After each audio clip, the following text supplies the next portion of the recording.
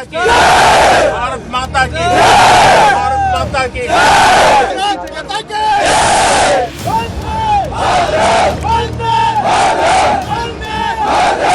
ये जोश और ये जज्बा, ये भारतीय सेना की हुंकार है, ये पाकिस्तान को ललकार है। प्रधानमंत्री नरेंद्र मोदी ने कल देश के नाम संबोधन किया, पाकिस्तान को चुनौती और चेतावनी दी और उसके बाद सीधे वे पहुंच गए पंजाब के आदमपुर एयरबेस, जहां पर प्रधानमंत्री नरेंद्र मोदी ने वायुसेना के जाबाजों के साथ मुलाकात की। दरअसल पंजाब के आदमपुर में पहुंचकर प्रधानमंत्री नरेंद्र मोदी ने पाकिस्तान को भी बेनकाब कर दिया।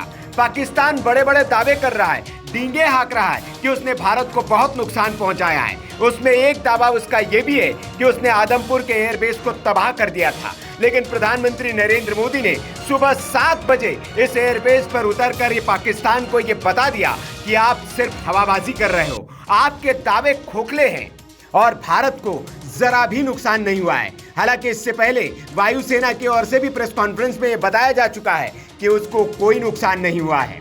प्रधानमंत्री नरेंद्र मोदी ने इस एयरबेस पर पहुंचकर जवानों का जोश बढ़ाया। जवानों ने यहां जमकर नारेबाजी की। उसी से आप समझ सकते हैं, जवानों के चेहरे देखकर समझ सकते हैं कि जवान कितने जोश में हैं। भारत माता की भारत माता की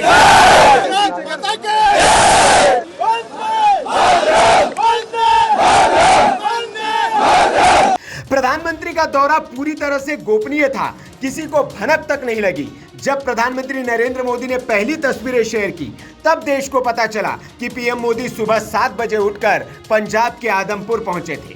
प्रधानमंत्री नरेंद्र मोदी ने इन तस्वीरों को ट्वीट करते हुए लिखा, आज सुबह मैं एएफएस आदमपुर गया और हमारे बहादुर वायु योद्धाओं और सैनिकों से मिला। साहस, दृढ़ संकल्प और निडरता के प्रतीक लोगों के साथ रहना एक बहुत ही खास अनुभव था। भारत हमारे सशस्त्र बलों के प्रति हमेशा आभारी रहेगा, क्योंकि हमारे देश के लिए हर काम करते हैं। इससे पहले रात को प्रधानमंत्री नरेंद्र मोदी ने देश को संबोधित किया और देश के साथ ही पाकिस्तान और अमेरिका दोनों को संदेश भी दे दिया।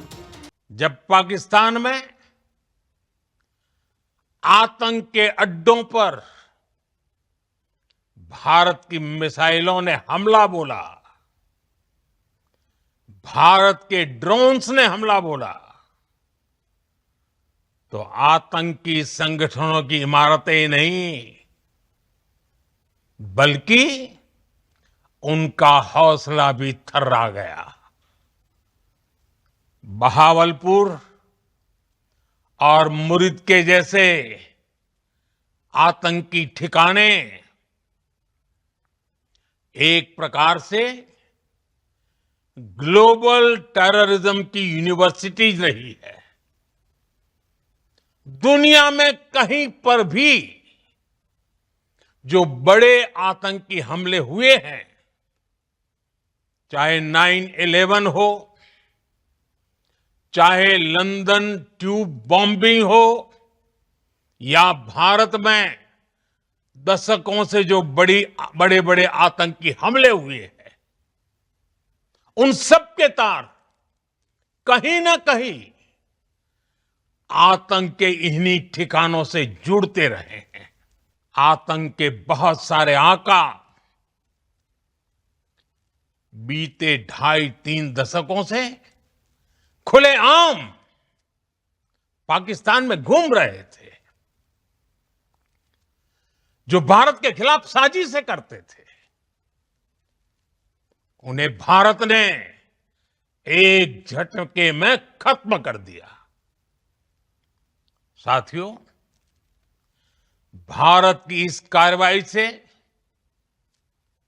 पाकिस्तान घोर निराशा में गिर गया था, हताशा में गिर गया था, बौखला गया था।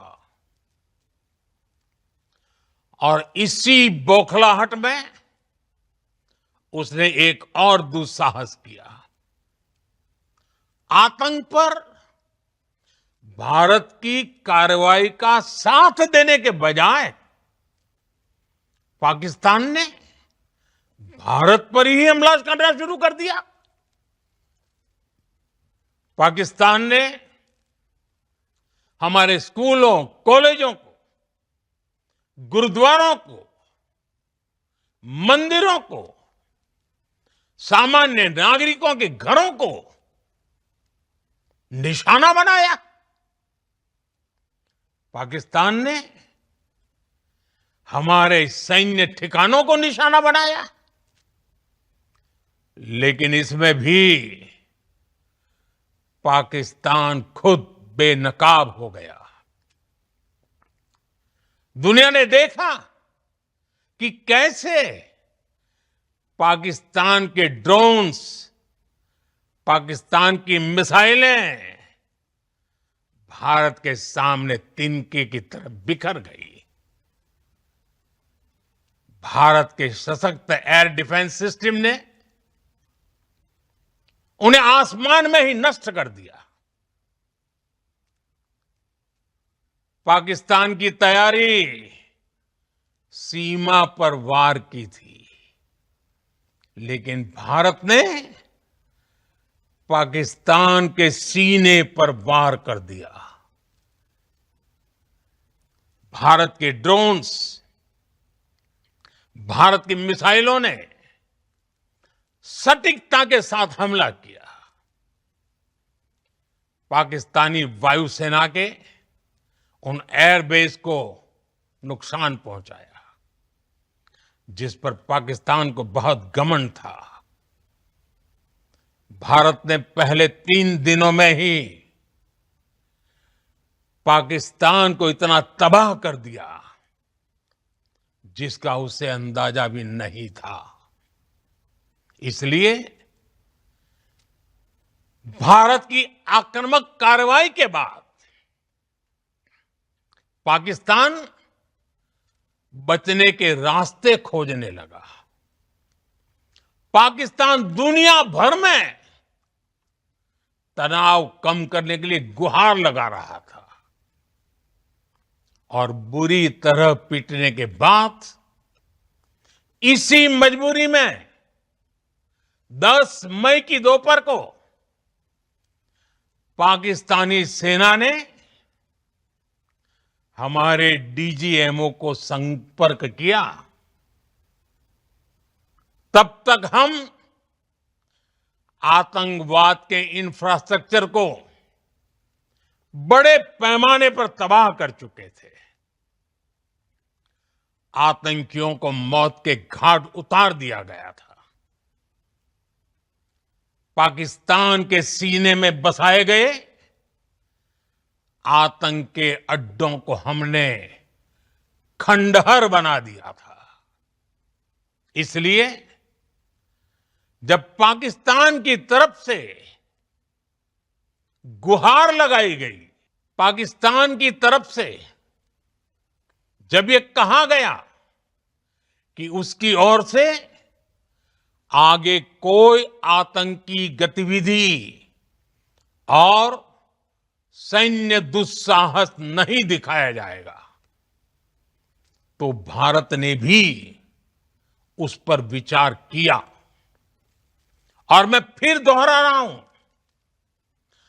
हमने पाकिस्तान के आतंकी और सैन्य ठिकानों पर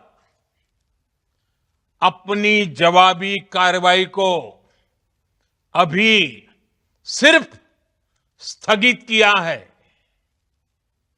आने वाले दिनों में हम पाकिस्तान के हर कदम को इस कसौटी पर मापेंगे कि वो क्या रवैया अपनाता है।